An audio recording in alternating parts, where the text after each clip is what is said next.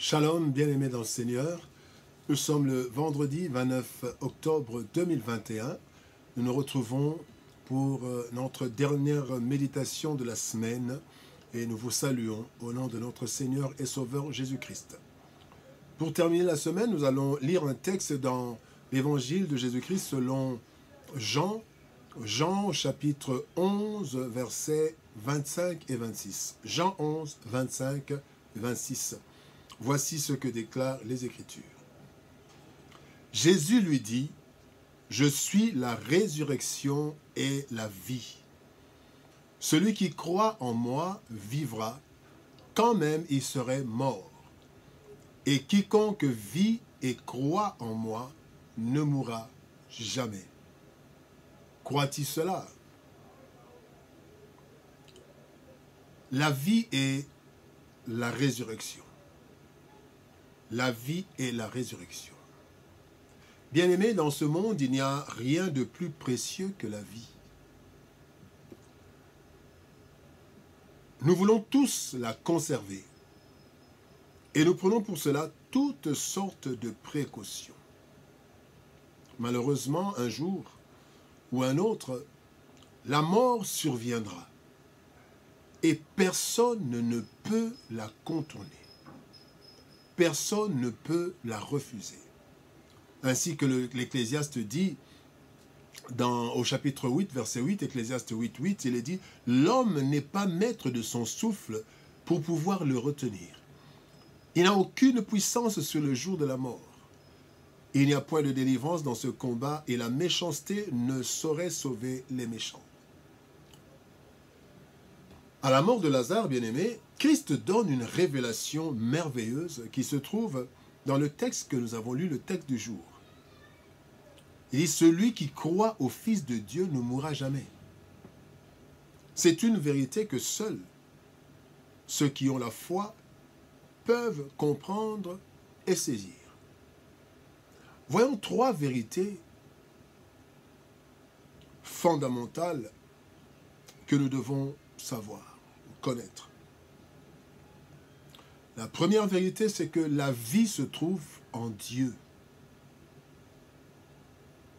L'homme a reçu la vie de Dieu. Il est écrit, l'Éternel Dieu forma l'homme de la poussière de la terre, il souffla dans ses narines un souffle de vie, et l'homme devint un être vivant. Genèse chapitre 2, verset 7. Malgré toute l'avancée de la science, jamais un être humain a été fabriqué. Jamais un être humain n'a été fabriqué, bien-aimé. Jamais. Des machines, des robots, etc., oui. Mais jamais la science n'a pu donner la vie ou la maintenir indéfiniment. Mais elle peut l'entretenir. La prolonger, peut-être, mais pas la maintenir indéfiniment. Cela veut dire, bien-aimé, que la vie ne se trouve qu'en Dieu, notre Créateur. C'est le seul en qui se trouve la vie. C'est lui qui nous a donné la vie. Par le souffle de vie qu'il a insufflé dans les narines de l'homme, du premier homme. Et l'homme devint un être vivant. La deuxième vérité, c'est que la mort, chemin de tout le monde, la mort n'a pas pu retenir Christ. La mort n'a pas pu retenir Christ. Romains chapitre 1er, verset 4, il est dit, « Et déclaré Fils de Dieu avec puissance, selon l'esprit de sainteté, par sa résurrection des morts. » Jésus-Christ, notre Seigneur. Bien-aimé, Christ est le seul qui était mort et qui est ressuscité et qui est resté vivant pour toujours. Nous avons des témoignages de personnes qui étaient mortes, qui sont revenues à la vie. Et ces personnes vont encore ou sont encore morts après. Ces personnes sont mortes. Après, ressuscitées, oui. Ils racontent ce qu'ils ont vu de l'autre côté, mais il y a un jour où ils rentrent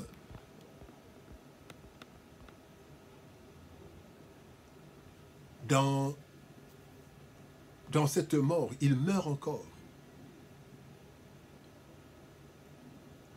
Et Christ, c'est le seul qui n'a pas pu être retenu par la mort. La mort n'a pas pu retenir, comme c'est le cas pour tous les humains. Jésus-Christ a donc le pouvoir sur la mort. Le seul qui a le pouvoir sur la mort. Même ceux qui sont rentrés ne savaient pas comment ils étaient rentrés. Mais lui-même dit, Jésus-Christ dit, dans Jean chapitre 10, au verset 18, le Seigneur dit, personne ne me l'ôte, personne ne m'ôte ma vie. Je la donne de moi-même et j'ai le pouvoir de la donner et j'ai le pouvoir de la reprendre. Tel est l'ordre que j'ai reçu de mon Père. Et quand vous vous souvenez de l'épisode de la mort de Jésus-Christ à la croix, il dit, Père, entre tes mains, je remets mon esprit. Il l'a donné. Ce ne sont pas les clous qui ont tué Jésus, ce ne sont pas les lances qui ont tué Jésus. Il a pris le péché, mais lui-même a donné sa vie et a pu le reprendre après. A pu la reprendre après plutôt. Donc, la mort n'a pas pu retenir Jésus-Christ comme elle retient des milliers, des millions, des milliards de personnes depuis la création du monde. La troisième vérité, ceux qui croient en Christ. Qu'en est-il de ceux qui croient en Christ? 1 Jean chapitre 5, versets 11 à 13 nous dit, « Et voici ce témoignage, c'est que Dieu nous a donné la vie éternelle et que cette vie est dans son Fils. Celui qui a le Fils a la vie.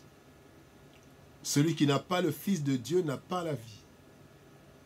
Je vous ai écrit ces choses afin que vous sachiez que vous avez la vie éternelle, vous qui croyez au nom du Fils de Dieu. » Bien-aimés dans le Seigneur, le Seigneur nous a dit dans le texte de jour, quand il a parlé à Marie, dans Jean 11, 25, 26, le Seigneur dit dans ce texte que celui qui croit en lui, en Jésus-Christ, a la vie en lui.